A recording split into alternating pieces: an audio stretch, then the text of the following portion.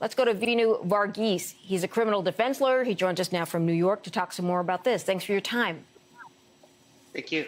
Why do you think this trial, the deliberation part of it, is going on so long?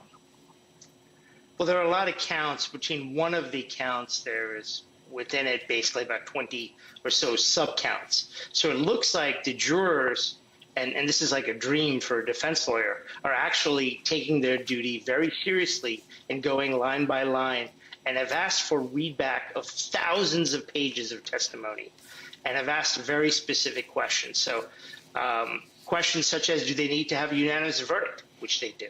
So these are all things that are very good, and actually for El Chapo actually seems pretty good right now, the fact that they're into the 5th day of deliberation, because the jury could have just said guilty and been done with it. Which I think a lot of people, a lot of people expected. They'd go away for a couple of hours, come back and be done with it. That's right. Okay, so let me ask you, from the questions that they are asking, from the testimony they want to hear read back, is there an indication as to certain things that they are stuck on? They did ask whether certain types of, well, one of the actually the most interesting questions they asked was, if someone ordered a killing for personal reasons, is that related to a drug crime? And that's a very important distinction, because when this trial started, Judge Brian Cogan, said that this is not a murder trial.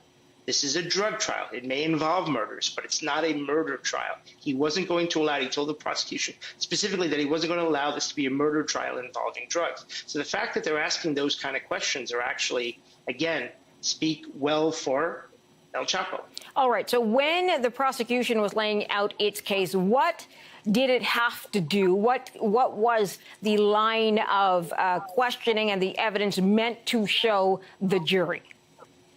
Well, they presented what I thought was overkill, just witness after witness after witness. I mean, bad guy after bad guy after bad guy, informant guy who had flipped really bad people. One of the people that had testified for the government was a guy who himself ordered over 100 murders.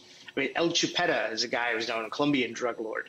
So they just established that El Chapo, through their witnesses, had ordered multiple killings, multiple deals. They talked about his private island or his home with the trains, and they talked about how the drugs got into the United States. They said it at his command. So on its face, the government laid out its case. But the defense argued from the beginning that El Chapo was the fall guy, that the main guy, El Mayo Zambada, is still at large, and that El Chapo is taking the blame for this. So some of the questions, the fact that they're asking for readback was very specific testimony, seems like they've actually listened to the defense. Now, whether they're ultimately going to rule in El Chapo's favor or not remains to be seen. But the fact that they're taking this long, it's a much better sign for the defense than the prosecution. All right. So I was going to ask you, is there a feeling that he could walk away, that he could be cleared of the charges against him?